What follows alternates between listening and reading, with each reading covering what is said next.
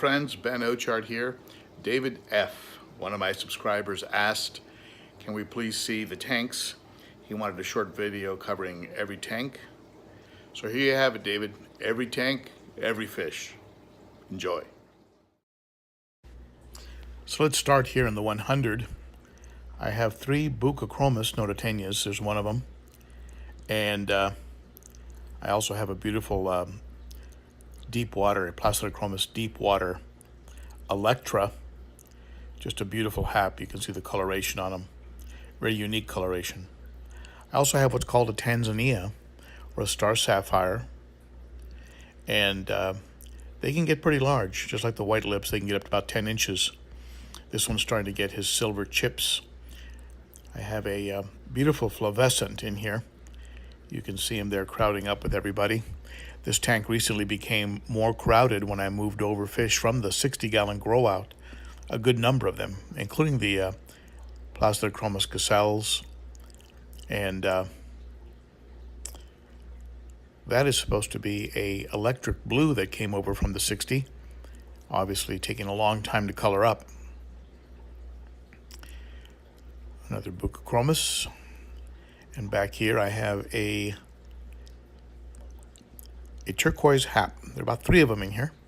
3 turquoise haps. As they get older, they become very, very beautiful, taking on a turquoise color. I have a Rubescens, or a ruby red. Beautiful fish.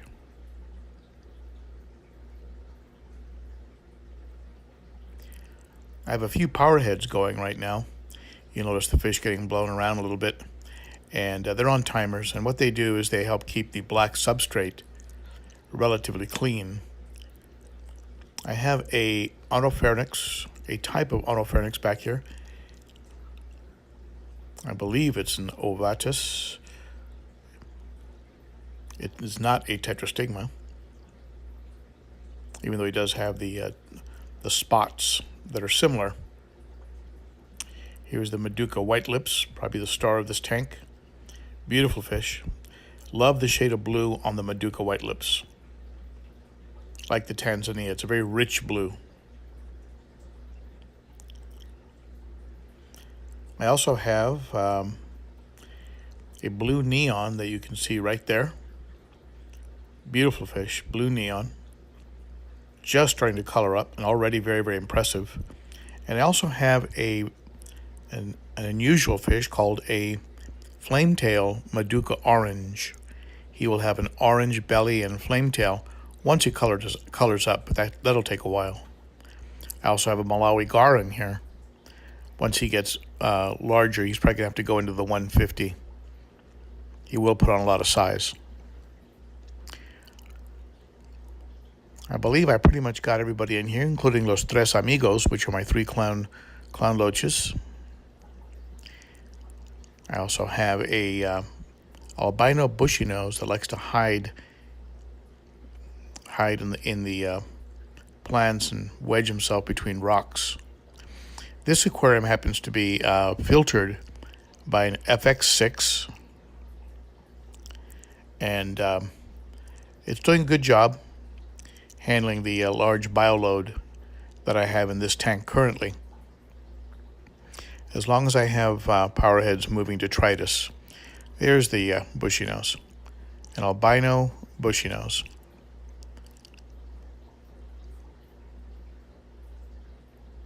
I also have a algae scrubber from Santa Monica Filtration. This is producing algae that consumes nitrates, adds oxygen to the water, and helps keep my nitrates at about 10 parts per million.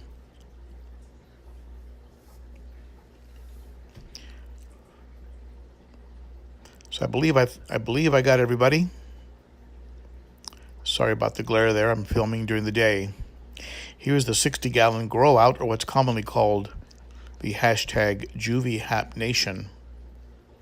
I have some Lithronops albus in here. I have a Lithronops Red Cap, probably the star of the tank. The Red Cap, very impressive fish. You can see him back there. He's pretty fired up. There is a female red cap in here and a subdominant male, so it keeps them pretty fired up. I also have this beautiful Placidochromis Jallow Reef that is just starting to color up. I love the blues and yellows that a Jallow Reef will take on. High hopes for that guy.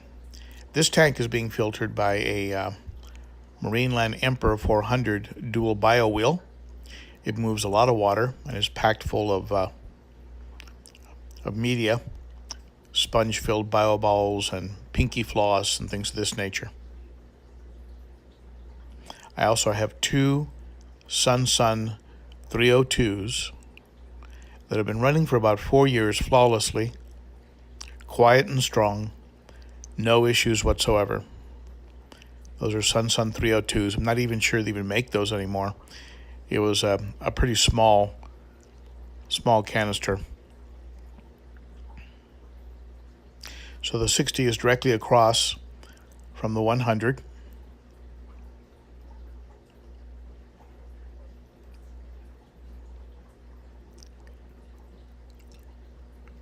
And below the 100, I have the quarantine tank, which was recently moved inside.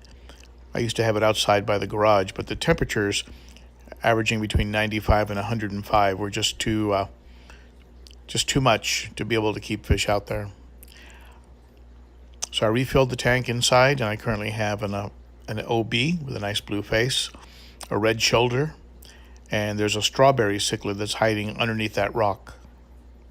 So there are currently 3 fish in this quarantine tank, and they're getting it, helping to get it cycled and ready for a shipment of fish that I'm expecting from Cunningham Cichlids. Having this underneath the 100 makes it very, very easy to take care of, and also really helps me to control temperature much better.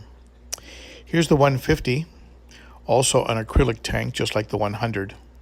And in here I have an assortment of fish, primarily what you would call predator haps, but also some Taiwan reefs, an Autopharynx tetrastigma, and a couple other types of fish. But here is the Fusco and the Venusus.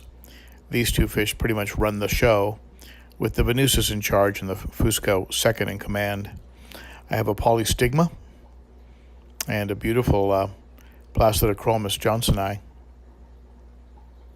This johnsoni will have to get moved out of here eventually. The Taiwan Reef, this is the smaller of 2 of them. I have this one that's pushing maybe almost 5 inches, and this one that's probably a good 7 inches. The older, larger Taiwan Reef. I've had him for quite a while. This is my Malawi hawk. Seems to be coloring up. I just hope I live long enough to see it, but I'm pretty sure it's a male. I also have an eye biter back there, also notorious for taking a long time to color up. But I am, fingers crossed, I hope that's a male. Beautiful fish. Love the shape of an eye biter. Also have a Z-Rock with a beautiful orange blaze and purple blue lips. Very, very pretty fish. And a rostratus, or a sand diver.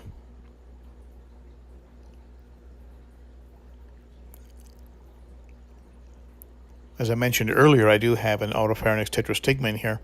He's been harassed recently by the Fusco, so he takes refuge here on the side of the tank.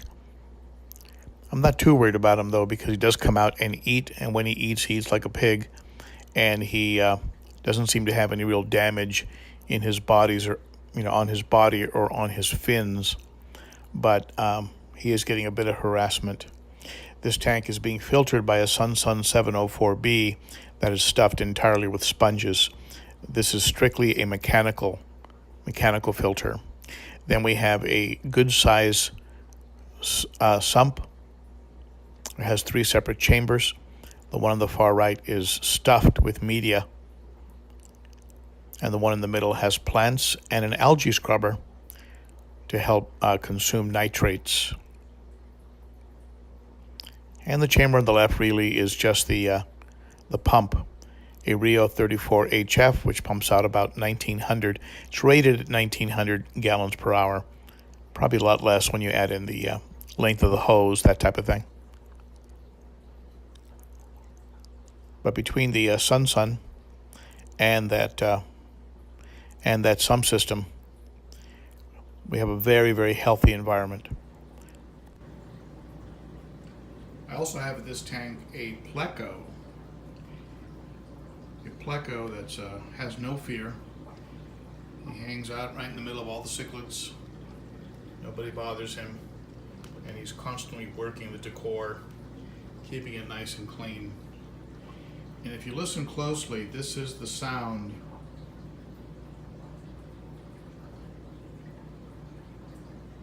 This is the sound of my sump system. And as you can hear or not hear, it is very, very quiet now. Ever since I filled that tower with media to the very, very top. It's very, very quiet, and since I added the Durso in the overflow box, it's made a huge difference. And of course the fish are all looking great. I've also added to this tank a high door power head. Puts out about 2,500 gallons per hour. So it has a lot of pumping power, and it helps move detritus across the tank and into the intake of the 704B, which is hiding over here behind the overflow box, and of course moves detritus to the overflow box, which runs along the side of this tank right here. So that's all the fish and all the tanks. Just want to leave you with a few photographs I've taken just recently of some of the fish that I thought showed off some of their great color. The fish are maturing very, very nicely and blossoming very beautifully, and showing great color and great temperament. So there you have it. Post your comments below, and I do read them. Be sure to rate, share, all that good stuff. What fish do I need in my collection? Who am I missing? What fish do you have? Do you have experience with some of these fish that I've gone over? What's been your experience with them? Thank you so much for tuning in, my friend. I always appreciate it.